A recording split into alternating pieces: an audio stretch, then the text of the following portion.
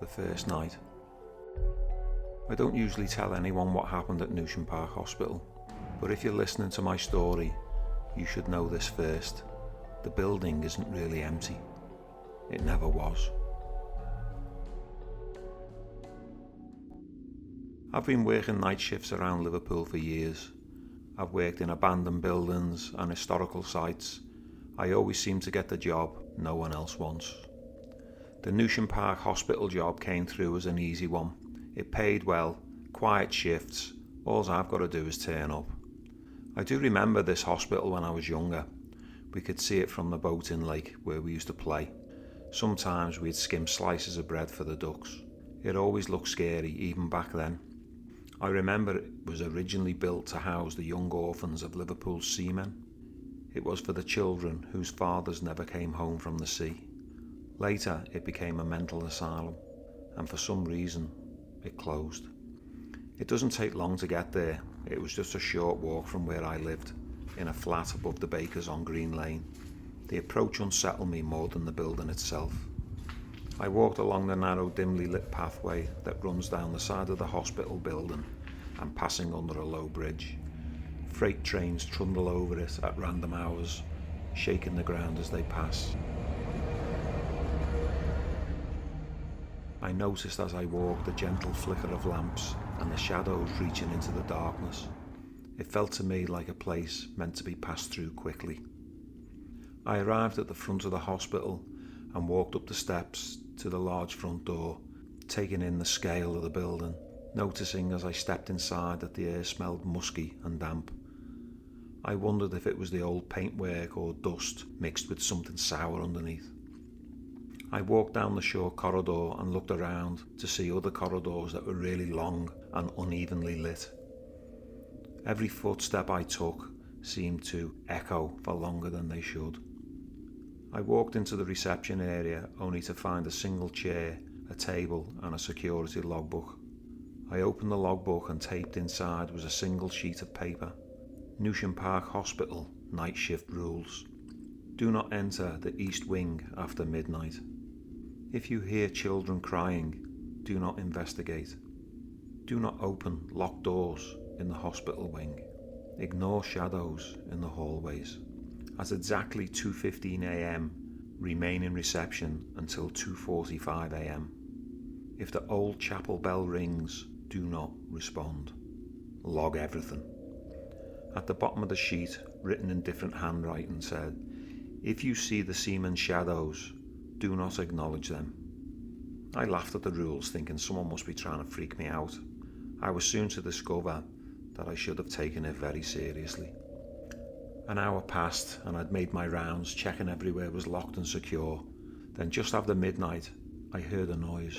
I sat quietly and listened for a moment, the tick of the clock piercing my ears. Suddenly I heard it again, soft, sobbing. It sounded like it was coming from upstairs. I just sat there listening intently, then the sobbing suddenly stopped. Around 1:20 a.m, I was sitting at my desk, looking through my phone to pass the time, when suddenly the logbook flipped open by itself. I just sat there stunned, watching page after page flip over quickly until it stopped on a section marked Children's Dormitory, Observe Only. I couldn't believe what I was seeing. I sat frozen in the chair, unable to move. I barely had time to recover. Then the whispering started. I could hear small voices. They appeared to be really close to me, lots of them, as if they were all around me, whispering right next to me. I began to hear footsteps running down the corridor, moving quickly but very softly. I waited nervously as they came closer, then I heard them pass the door to my room. Nobody entered or knocked, then nothing. The silence was deafening. I thought, am I hearing things, or is someone messing around?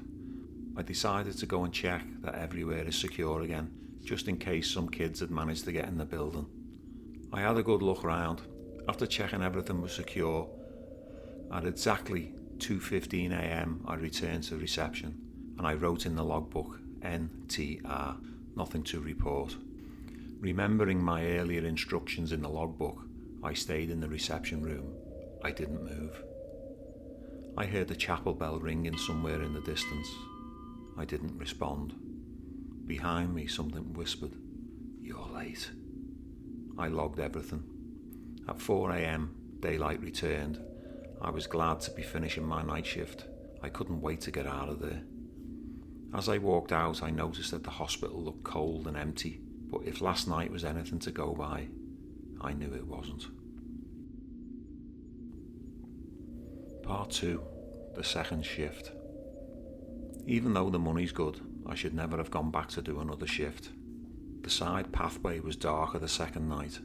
The lamp flickered constantly. I could hear the freight train rattling above me when the train passed. I hurried up the narrow pathway, rounded the corner and climbed the steps up to the large heavy door.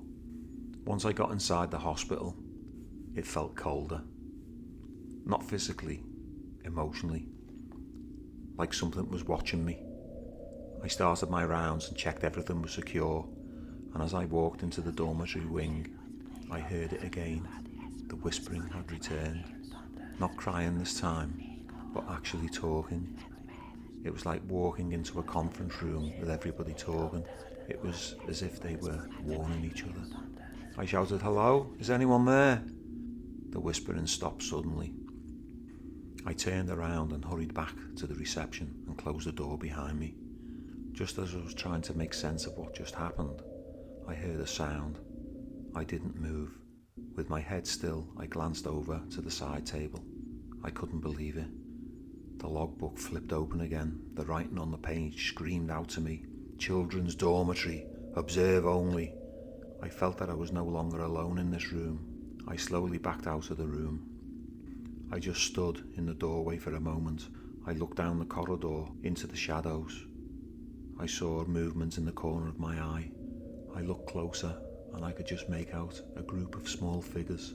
They were running and flitting around, casting eerie shadows like flames flickering around the log fire. They had no faces. The old lamps down the corridor flickered, blinking on and off rapidly. Just as the blinking stopped, the figures vanished. As I turned around and hurried back to the reception area, I noticed that all the doors that were locked the night before were now slightly open. A whisper called my name, soft and menacing. Something brushed past my shoulder like soft silk, but cold with a sickly strange smell of damp and burnt matches. I looked down towards the table. The logbook was open on a page that had new writing. I read it out loud. "The watcher noticed. It remembers you now." Overwhelmed with fear, I quickly locked the door. I stayed in reception until morning. I didn't look down the corridors again. I just got out of there as quick as I could and hurried home. Part 3, the logbook. It didn't take me long to get home. I told myself I was never going to work there again, and that reassured me that I would be safe.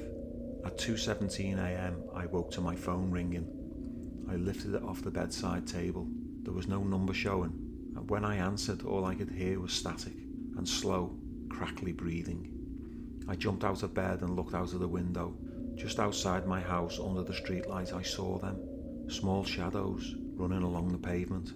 I blinked and they were gone. I woke up standing in my hallway, cold air breathing down my neck. I felt all blurry and confused. I could hear the rattling of a freight train, even though I lived nowhere near the tracks. I went down to the kitchen to get a drink. In the darkness, I saw a chink of light that drew my gaze towards the keys.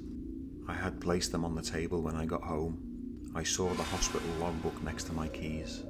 My mind started racing with uncontrollable thoughts and images. I was choking with fear.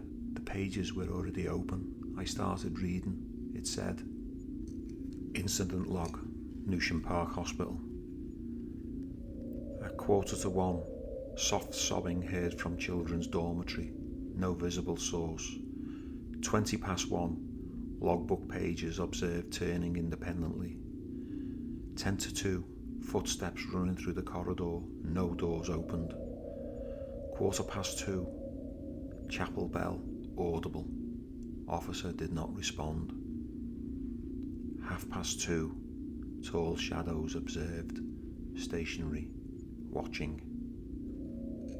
I turned the page. 2:50, external patrol, Side pathway beneath railway bridge, freight train overhead. Small figures observed, moving along the path, looked like children with no faces. 3:15, locked doors found open. Whisper called officer by name. 3:45, logbook updated without officer input. My hands were shaking by the time I reached the final entry. At 4:05, incident no longer contained to hospital grounds. Observer has been acknowledged. There was no signature, just one final line. Attention is currency. You observed, now it observes you. Every night since then, it started exactly 2:20 a.m. The sound of keys dragging, rope creaking, and the unforgettable stench of mould mixed with burnt matches. A freight train passing somewhere it shouldn't be. I won't work night shifts anymore, but sometimes when the house is quiet, I can still hear children running up and down the hallway. And I know Newsham Park Hospital remembers me.